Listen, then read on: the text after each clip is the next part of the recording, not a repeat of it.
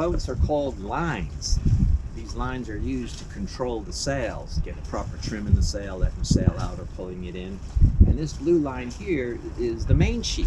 Now, sheets are not cloth fabric. They're the names of the lines that let our sails in and out. This is the main sheet.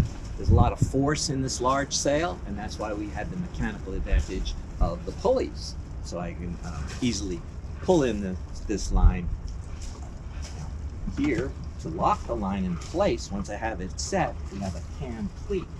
I pull back and up, that gets locked, and now it's in place.